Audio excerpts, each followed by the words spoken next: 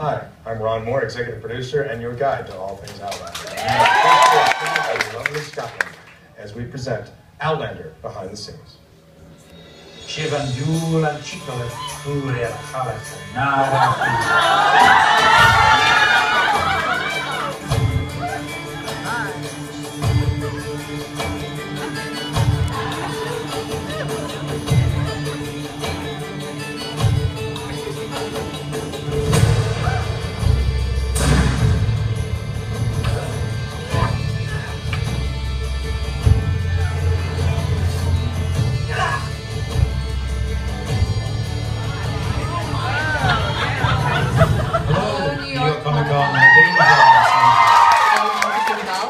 from the Starz original series of Outlander. And we are very excited to be bringing these characters to life. Yes, we are. We're sorry we can't be there. We're filming here in Bonnie, Scotland.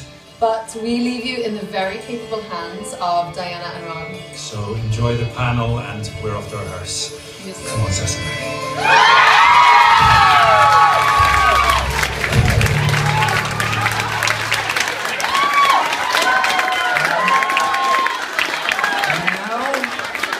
Outlander fans, here are Ron and Diana.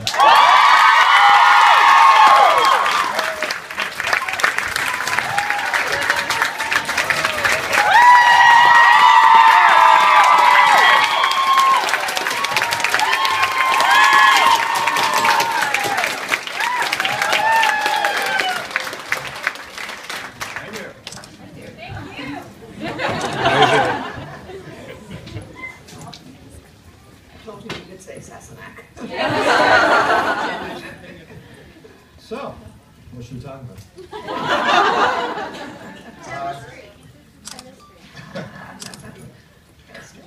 Well, the chemistry is good. Like Carmen said, we just completed the first week of production in Scotland. I'll give you some of the basics. You know, our production facility is located outside of Glasgow in a secret location. We converted an abandoned factory into our sound stages and studio production facilities. We started shooting this past Monday, and the first day of photography was in the 1940s. And this whole week, in fact, has been the 1940s, so we've been fortunate enough to be able to start the story chronologically, more or less. So the 1940 stuff is this week and into next week. We're shooting the first two episodes have been shot simultaneously by the same director, John Dahl. We're cross-boarding them. That just means we're shooting all the scenes together for the two episodes, and then they'll be broadcast as two separate episodes. And we'll complete block one at the end of October.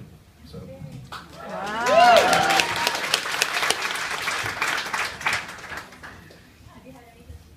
I had a bag of potato chips. I know you asked about chemistry and so forth. I was privileged to see the audition tapes between Sam and Katrina. I think they'd known each other 30 seconds before they did the scene together. It was good. My husband was watching it with me, and toward the end, you know, he said, and she's not even getting paid to do that yet.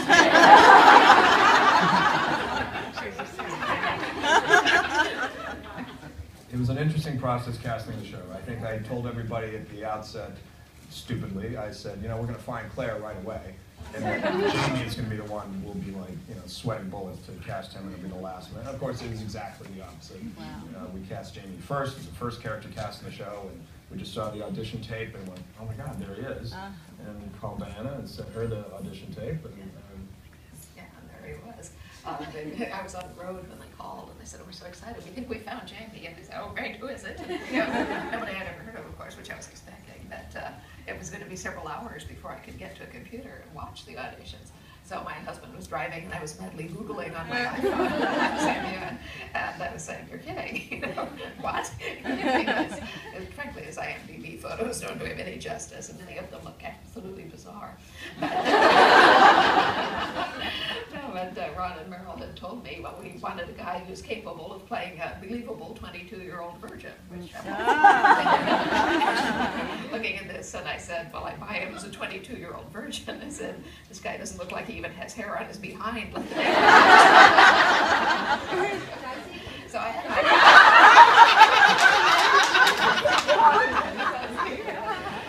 and so I finally get to Santa Fe, load up my computer, and I'm kind of watching watching through my fingers because I'm not sure what I'm going to see. Well, the first 5 seconds or so, I'm thinking, he looks great. He doesn't look anything like his photos. In the next 5 seconds, he's gone, and it's just Jamie Fraser right there. Oh.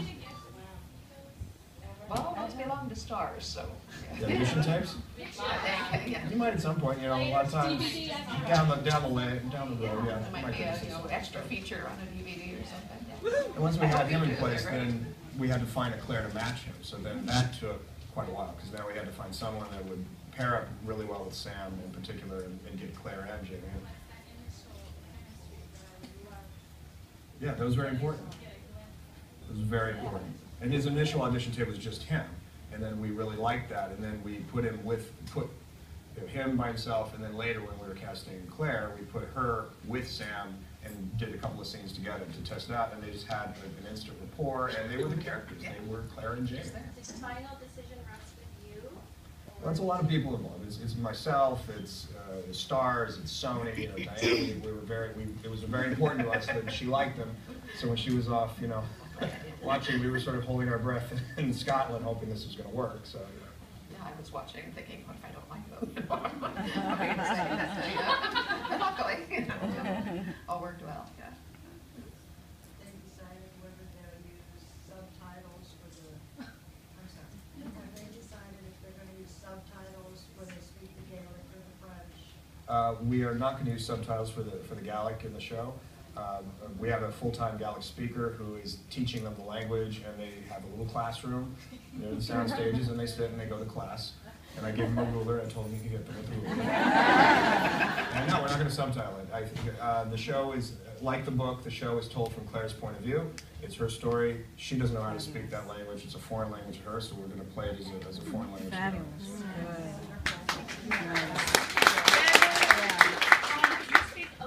Challenges of adapting the novel overall? It's an interesting process. It's different than just creating a TV show from scratch. You know, here's a path, here's a structure, here's where we're going. So in that sense, it's easier because you know what you're trying to do, but it is a different muscle. You know, you're taking a piece of material that works, but you're adapting it into a different medium. So there's different requirements. You know, we're doing 16 episodes to do the first book. Well, right away you have to make a choice about, well, what are the 16 parts? You know, how do you carve that up? And you have to decide on an episodic structure each time. You know, you might be taking pieces that are not discrete chapters. There's not 16 neatly organized chapters in the book. So you'll be taking a story from this point in this chapter. You might be going through a couple of chapters and stopping midway in this one. And then from that, you have to kind of craft a structure that gives it, you know, a shape for the episode. So what's the theme of that episode? You know, how is this one leading to the next one? But what we always do in the writer's room is we always start with the book. We always put the book up first. We put it up cards on the board. We've had assistants literally transcribe all the dialogue from the book. So we've got the dialogue and files in our computer. Yes, you'll hear some of your favorite lines from me.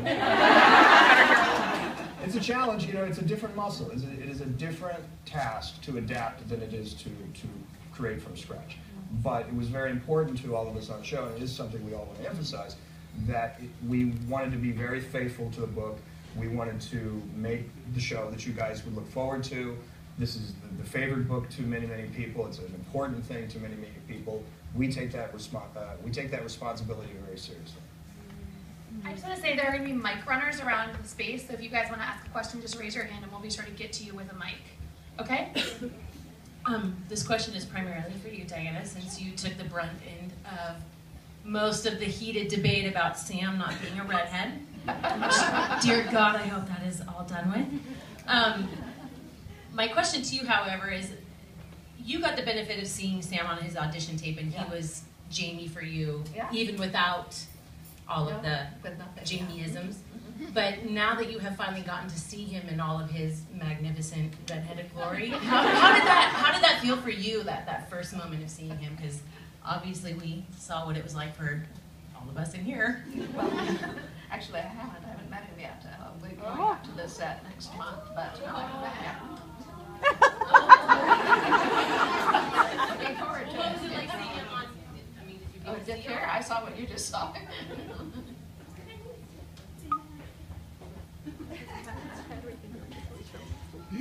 This is a question for Ron. At what point when you were reading the book did it speak to you and say, you've got to make this movie. I have to make this a movie. At what point? What was the scene that really struck you the most? It was a process. You know, I was reading the book and I was swept up in the story, and it was really interesting. It was unusual, and I liked that I didn't know really what the next page was going to bring. But probably the moment that caught me off guard the most, and I always thought, wow, that is not something I thought would happen, and it kind of told me, well, if you could do this in a TV series, you really have something, is the moment when, you know, after they're married, Jamie and Claire are riding the horses, and they stop, and he tells her, okay, stay here, and I'll be back. And they just got married, and it's this lovely, this wedding, and hearts and souls, and time. You kind of feel like, okay, well, so that's the rest of the book. And she just looks over there, she goes, oh, cracked and done, I'm out of here. And I was so, like, shocked. I was, really? Wow, wait a minute. Where this is going? And I just, it's surprise, I think, is one of the great things that you look for in any piece of material. If you can surprise the audience, they lean forward because they don't know what you're going to do next. And that was a key moment for me. It was a really bold, interesting move. It was completely organic to what the story was and who the character was. But it wasn't really what I thought was going to happen. And I just thought, that's great. That would be a great episode of television. Segue into that, I have a question. I know your wife is a fan, and she's read the book several times. How much of that had to do with you getting involved in the story and getting interested in it? It started there. I was in Vancouver about 5-6 years ago, either finishing up Galactica or Caprica or something, and went out to dinner with my wife, Terry, and my producing partner, Meryl. We were all sitting around a table just chatting about, well, projects and potential things, what are passion projects. And it turned out that Meryl and Terry had both read this book, and independently had never talked about it. And they all just got excited and said, oh my God, this would be so great. And I was like, what? And they said, you've got to read this, you'll really enjoy it. So I read the book, and I was just taken with it. But it came from the place that I knew my wife loved these books. And there are dog-eared copies of it all over the house. And she's literally dragged around the film sets for like 20 years. And they're just everywhere. So, this is something that she really liked. And, you know, the responsibility is now mine not to screw up her favorite book.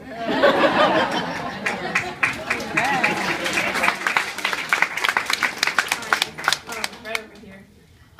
Brianna is a character that's obviously one of everyone's favorite and my very favorite. When do you think, and I know that you're just working on the first book right now, but when do you think you're going to get around to looking at who might be able to portray Brianna? And will she, you know, from beginning when she's a little girl, you know, sequentially to when she's older, how do you think you're going to work that out? That'll be a while. You know, it'll be a while, yeah, you know, another year, and this is if the first series is successful, which Everyone in this room has a subscription to Starz.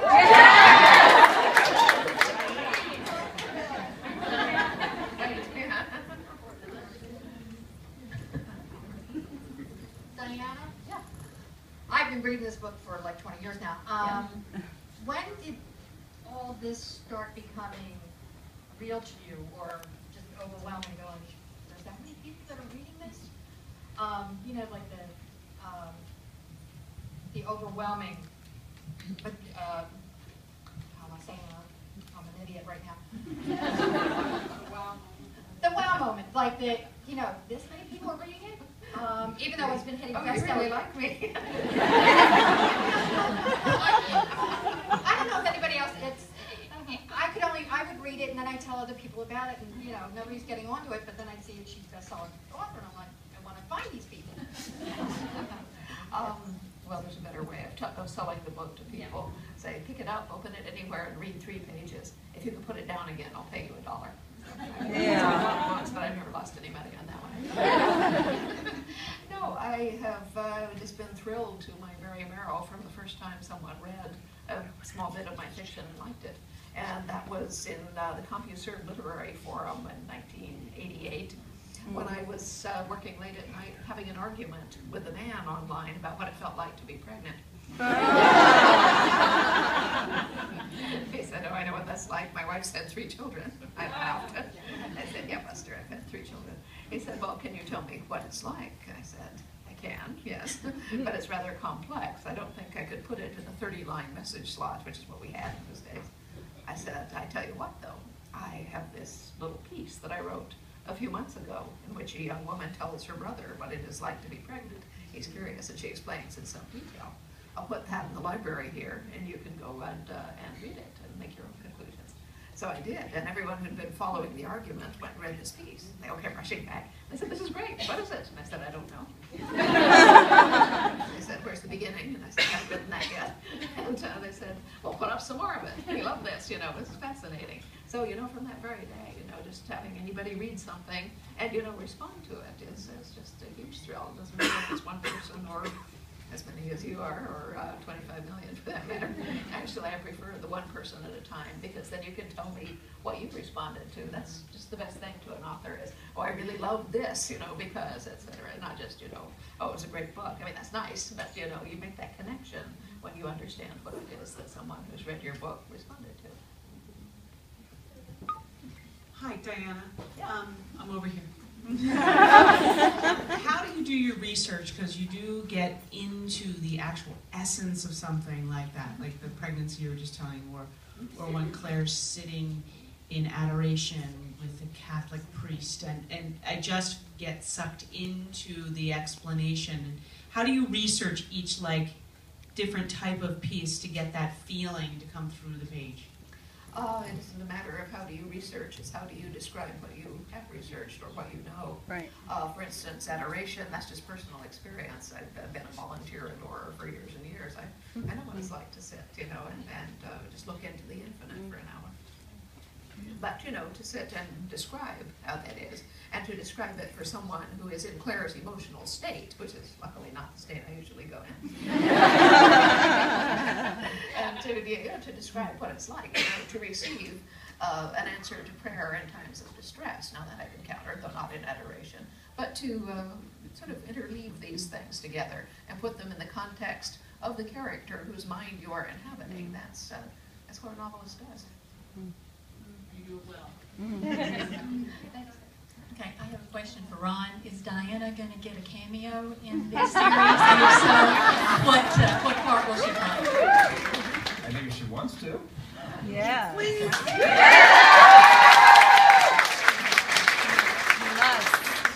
But you have to put her in character so nobody can really recognize her except for die. So she can be Murtaugh or something?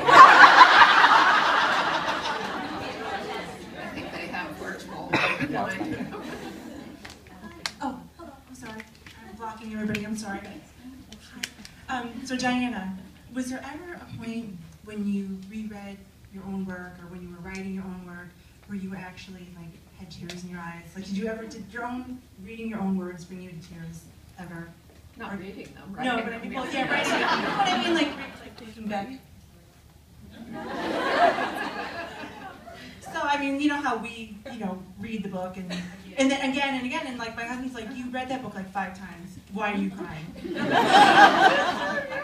You know, or you're so sad, and he's like, well, you know what happens, and he's like, so you're gonna watch a show about a book that you read 10 times, right? So do you ever, like, when you were writing it, did you ever just like get overwhelmed? Oh, well, when I write, you know, I'm actually living inside whoever it is that I'm writing about. Often I'm living inside 2 of them at once, and I'm feeling both sides of the conversation, even though I'm only writing from one point of view. And yeah, those are often very affecting, and I normally do cry when I write the emotional scenes. I don't normally reread my books very much. When a book comes in, you know, this is great, you know, it's like your new baby is beautiful, and you carry it around with you and fondle it and stuff like that. I mean, you don't let go of it for several days. And so at that point, I will sit down and read the whole thing, because the last time it left my hands, it wasn't yet a book. And so to have it be a book, you know, I want to experience that in its full glory, which is just great, you know, but I don't normally cry, I'm too fascinated, because it's just cool to read it, you know, typeset and everything, and turn pages and sniff it and all that. But, you know, and I'll probably reread it another couple of times while I'm on book tour with it, you know, just, you know, the sensation is still cool. And also I'm carrying a copy with me to read from, so often that's what I've got on a plane. But after that, no, I don't normally go back and reread them. I mean, I've lived them, I don't have to. So my question is more for Ron. Sometimes when these books that we love are turned into movies or TV shows, and it's not quite right, an actor will come out after the fact and say, oh, well, I didn't read it because I wanted my own interpretation of the character. I think that's horrible, first of all. They should read it. But are you encouraging the cast and crew to read the book if they haven't? Okay. We gave them all copies. It was one of the very Like first homework? things we talked about. Yeah, they had homework. They had to go up and read it, and yeah, they've all read it, and they're all fascinated and continue to go. Some have made the decision to stop at book 1.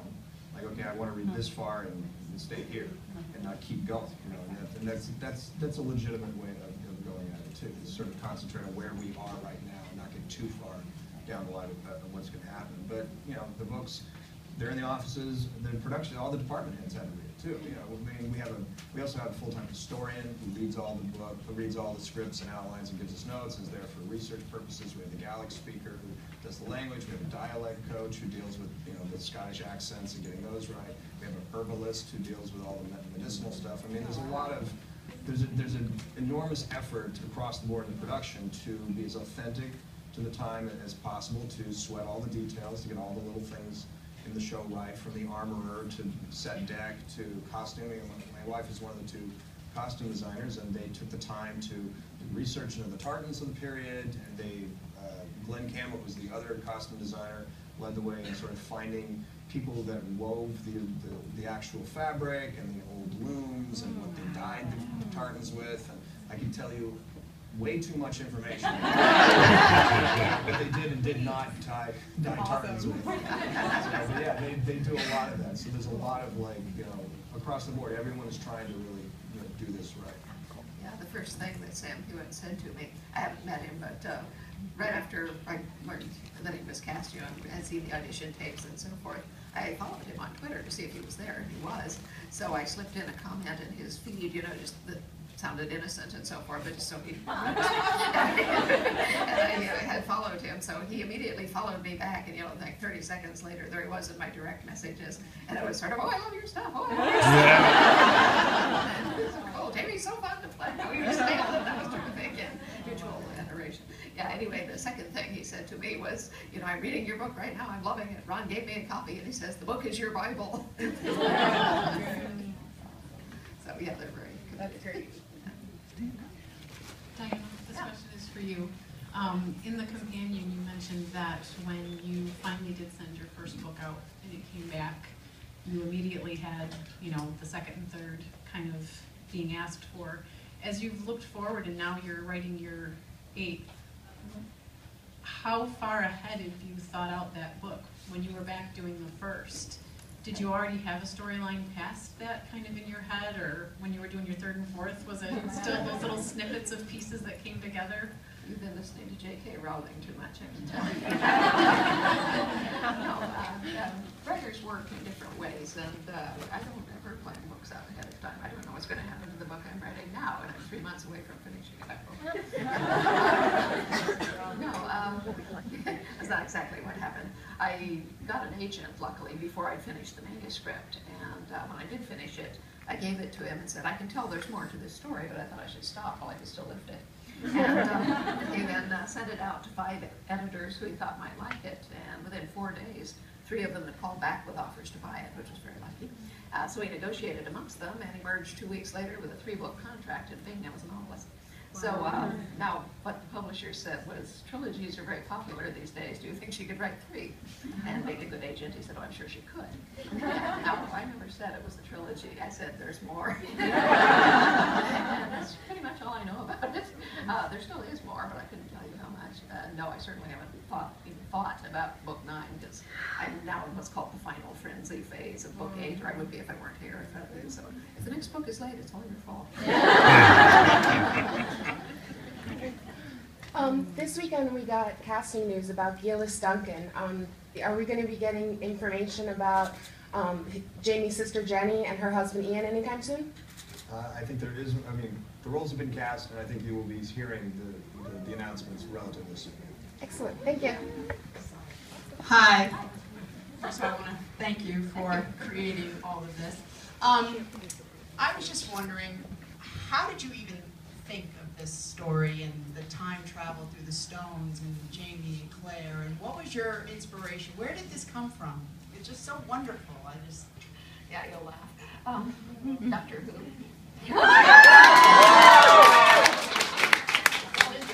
See, I was going to write a novel for practice to learn how, and I wasn't going to show it to anyone, let alone try to get it published. But I said, what's the easiest kind of novel to write for practice? And I said, for me, maybe historical fiction. I was a scientist in my previous incarnation, but I didn't know my way around the university library. I said it seems easier to look things up than to make them up, and if I turn out to have no imagination, I can steal things from the historical record, which works really well. So I was looking for a time and place in which to set this novel, no historical background to speak of. So in this malleable frame of mind, I happened to see a really old Doctor Who rerun on PBS. And it was one of the second Doctor's episodes. I'm assuming most of you by this time know who Doctor Who is. Yeah. I don't have to explain that. Well, in this really old show, which was done more than 50 years ago, he had picked up a young Scotsman from 1745. And this was an 18, 19-year-old young man who appeared in his kilt. I said, well, that's kind of fetching. I found myself still thinking of this the next day in church. And you want to write a book, it doesn't matter where you said it. You know, the important thing is pick a point and get started. So I said, okay, Scotland, 18th century. Knowing nothing about Scotland or the 18th century, having no plot, no outline, and no characters. And so that's where I began.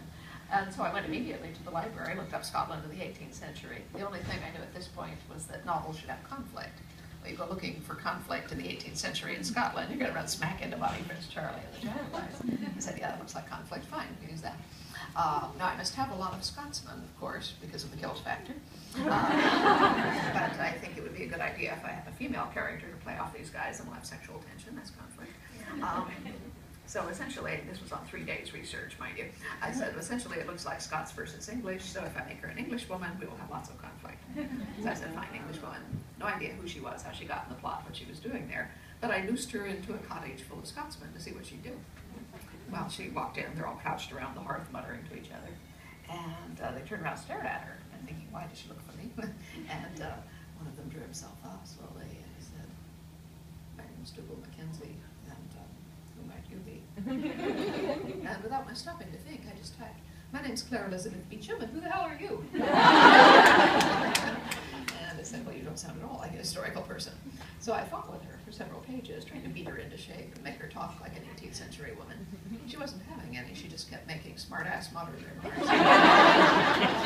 And she also took over and started telling the story herself. So I said, well, nobody's ever going to see this. It doesn't matter what bizarre thing I do. Go ahead and be modern. I'll figure out how you got there later. So it's all her fault that there's time travel in these books.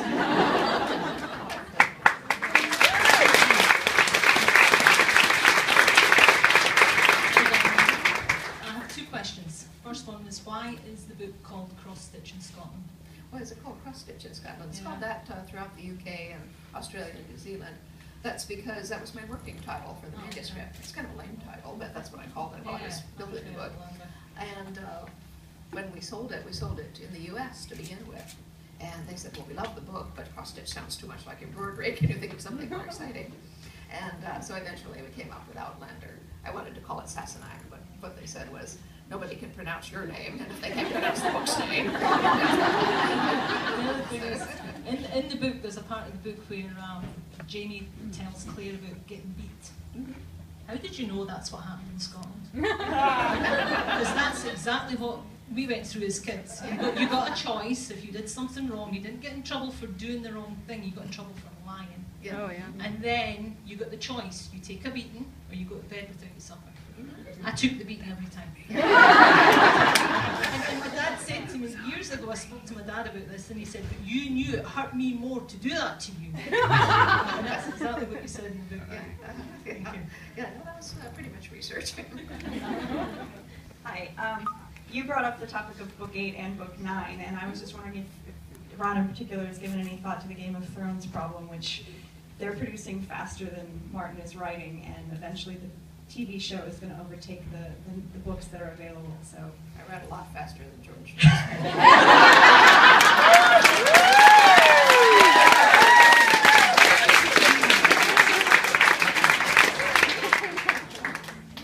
Yes, ma'am.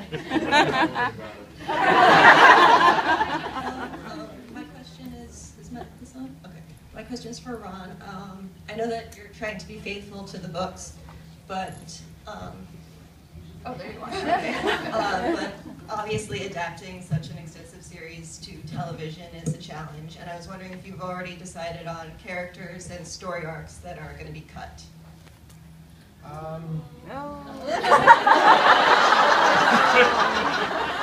More added.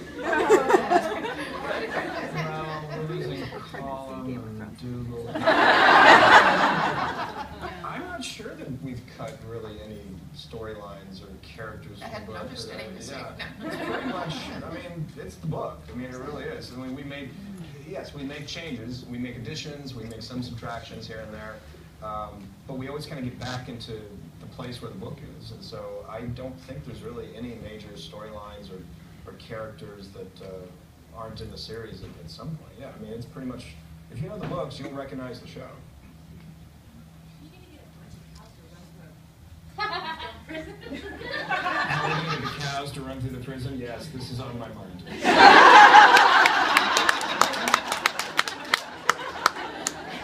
You'll notice in the book, she doesn't actually describe that sequence. It's sorry, it happened over there, but I can't actually figure out how to do that. CGI.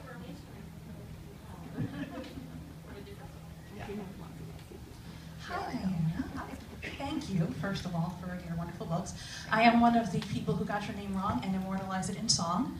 So That was a great song. Thank you. I've never had an anthem composed in my honor before. Yes, there is your ode. I'm thinking of recording a second version now that I know how to pronounce your name. But my question was, did you know that Jenny and Ian were going to become so big a part of the story? Oh, sure. Yeah, I mean, I don't plan the books out, but it was obvious that they were an integral part of Jamie's life. I mean, not only is Lollyrock, I mean, it's his, even though he isn't allowed to live as the laird of it. And they always regard themselves as his caretakers, so to speak.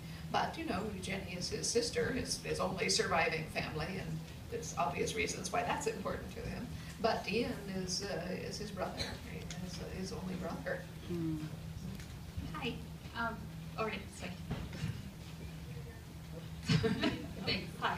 Hi, Ron. My question is, it seems like from what I've read online, you might flesh out the character of Frank more than what we see in the book. Can you talk a little bit about that thought?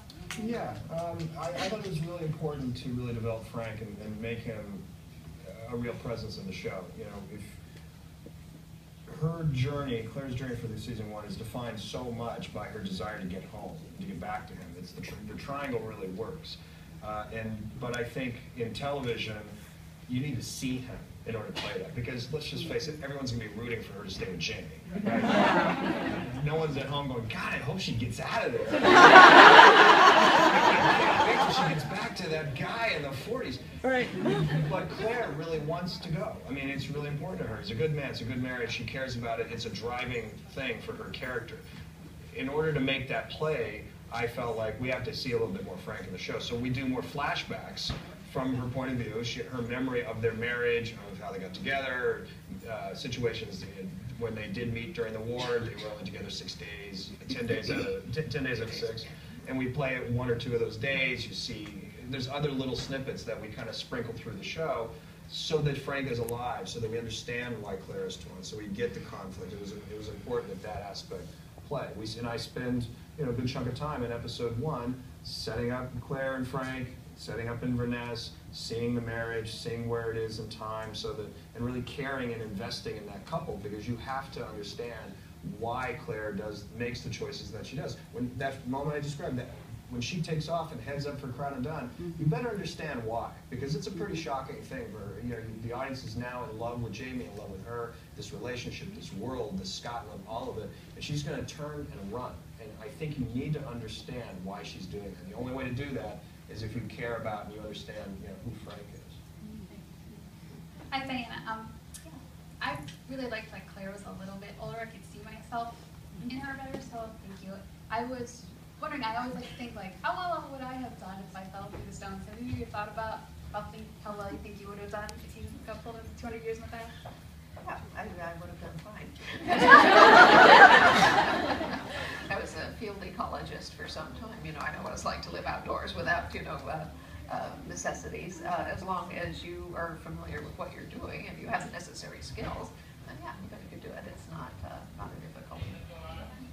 I would not have done well. Learning to write with a quill pen would be way too hard. You notice she doesn't have to write all that often.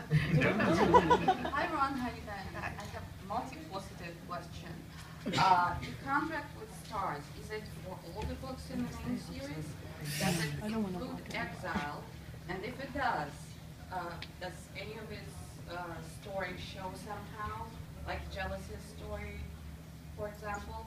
And the other part of it, if it's going to go for many seasons, as we all are sure it will, how about the main characters? Are you planning to keep the two main actors for maybe years to come? Because we all hope it's going to last long. Yeah, we do too. Those are our actors. Those are our characters, and we'll stick with them, and they'll stick with us. And yeah, we have hopefully we have the rights to the entire thing, and we want to go as long as we can do it, as long as people are interested in watching it. The intention is to make this a going concern. Yeah. As for the question about Exile, I don't know if you read that. Oh yeah, okay. Well, she was wanting to know, I think, are we going to know from Gailus's point of view that she's a time traveler and the stuff about Kenneth? And I think not, by and large, but probably not. I mean, we haven't. Yeah, I mean. And right now my focus is just so much on year one. We haven't really branched out even into theory of what other things we can show or not. But in year one, we're sticking with Claire's point of view and telling a story from her point of view, because that's what the book did. And we're not, it's not every single thing has to be exactly the way it is in the book, but that was a pretty key conceptual element. And so we're not cutting over here to sort of show what's happening with other characters that are outside of sort of her sphere. I want to thank you, Diana, for such spectacularly visual writing that we all can imagine them so well. And my question is for Ron, actually. Since it's Starz that's doing this show, we all kind of expect it to be pretty graphic. How graphic is it going to be, and what can we really count on?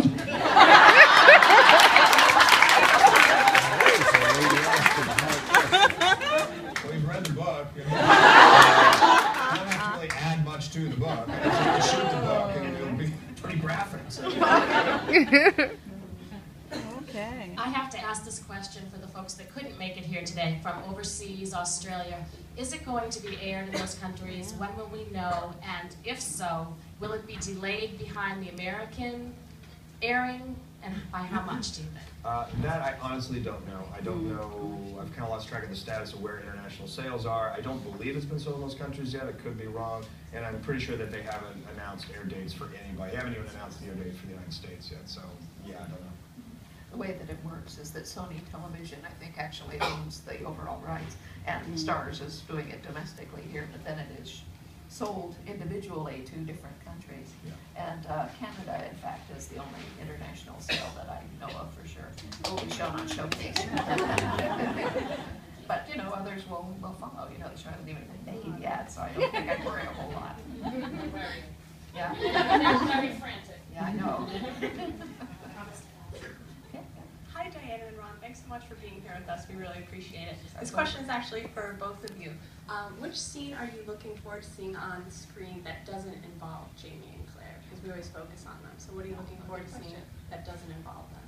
Well, actually, at the moment, it's a scene that Ron told me about in the car this morning that actually isn't in the book. So.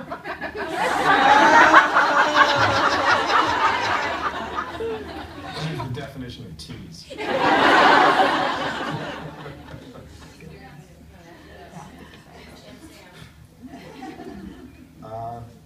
Well, I don't know. They all involve Jamie and Claire. I'm trying to think of something that doesn't involve the two of them in season one. That Colin, I mean, even Colin scenes have one of the two of them in the scene. I mean, we're really with these two characters. They're involved in kind of everything. That's a good one. I mean, there's moments I know I'm looking forward to just seeing on film. You know, I always thought that the most visual moment in the book is the moment when Jamie appears in the window and Jack Randall's got Claire. And that's just like, that is a movie moment. And I know that that's a great scene. It's always been in my head that that's a perfect cliffhanger ending to an episode. And, I mean, that's like, there you have it. So I know forward to shooting that. Now, frankly, I actually want to see how the beating scene works out because, you know, I never showed it to you. You got what led up to it and what led away from it, but you didn't actually see it. And I don't know whether Ron chooses to tell it that way or not. Sorry. That's actually being written as we speak. Exactly. We've written up to episode 9 at this point. We've broken stories up to episode 13 or 14. No, I think it's 13. So we haven't broken the last few episodes of the season yet, but we have, you know, paragraph descriptions of what the last few episodes and what are the storylines, you know, what is contained in each discrete episode. And we have full production drafts on the first 6, and then 7 through 10 are all underway right now. Excuse me, I hate to stop this, but we're going to have to move this along so we can all enjoy lunch together.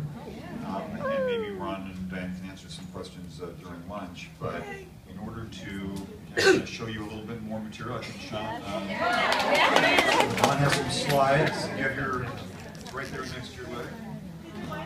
So we're going to show you these slides, and then there's going to be a cue, and you'll recognize when the cue happens.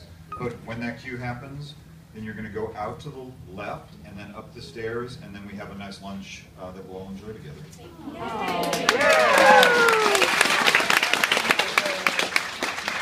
Okay, so I'm going to show you, this is concept art, some pieces that are drawn by our in-house conceptual artists. None of these are actually stills from the show, so it's like, this is just sort of where we're beginning. This is a scene that is actually added to the book. As you know, Claire and Frank are in the Highlands on sort of their second honeymoon to reconnect in 1945, and they're out traveling, and he's researching his personal genealogy. And one of the scenes I thought would be interesting is if they went to Castle Leac itself as a ruin, and actually go through the castle and walk through the halls, and Claire actually goes down into what will be her surgery.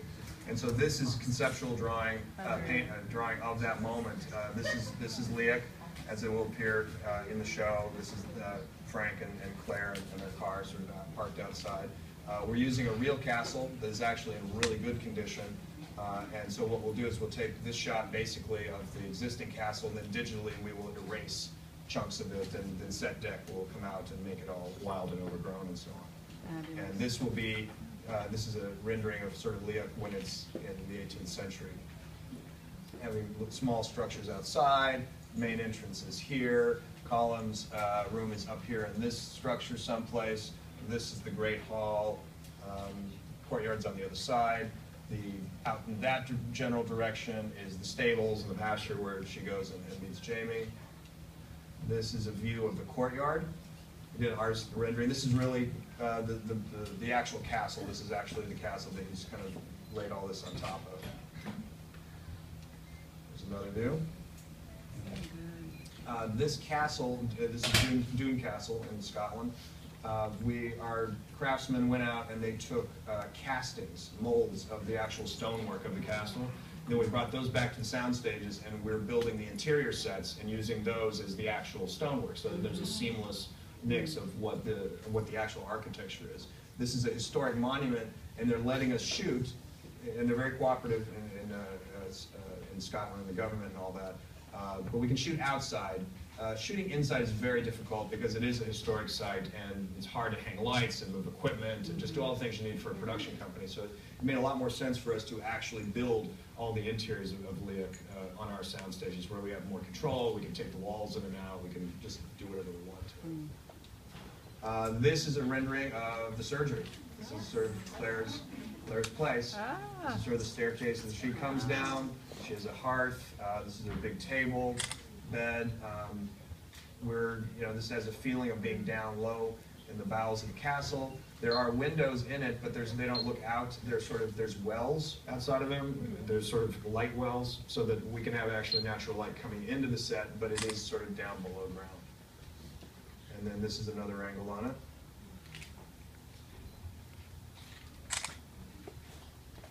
Does any of this look like you imagined? Yep. This is the stable where Claire goes and meets Jamie, when he's breaking the horse, and they have their picnics out there. The castle in the background, like I said, this is in the actual pasture, so we'll be able to shoot this on site and sort of have the view of Leac off in the background. And there's a different angle on the stable. It's actually going to be slightly bigger than this. because we do need him to be able to sleep up here and have sex with Claire up here. Yeah, well, in the many places he has sex with Claire. Yeah. And we'll have the ability to put shutters on this too for winter and sort of like that. There are sort of movable shutters that sort of come in and out. And oh, and this is Lollybrook. Oh, yeah. This is another existing building, artist rendition of it. About half of this structure actually exists. This is kind of a ruin. There's a very modern house right here that we're avoiding and erasing all the time. But we're going to use this in block 1 because there's the flashback sequence where he describes the first time he met Jack Randall, and Jack comes and attacks Jenny, and he comes and fights with her, and this is where that's going to take place. And this is sort of the reverse. There's the gate, so now you're on the inside of it, and a lot of the initial struggle with Jenny and the redcoats will actually be out here. It'll be from the interior to the outside for production reasons. There's really nothing inside this building. It's literally a ruin. There are no interior floors or anything. And we're not ready to start building Lollybrook at this stage of the production because the episodes where they go to Lollybrook are much later. So instead of taking the time and money to build an interior for that scene, we just move the action out here. So the sequence with Jenny and Jack Randall and Jamie will play out here, and then probably the beating Jamie will take out here out front where the wagon is. That's pretty much. Oh, who's that?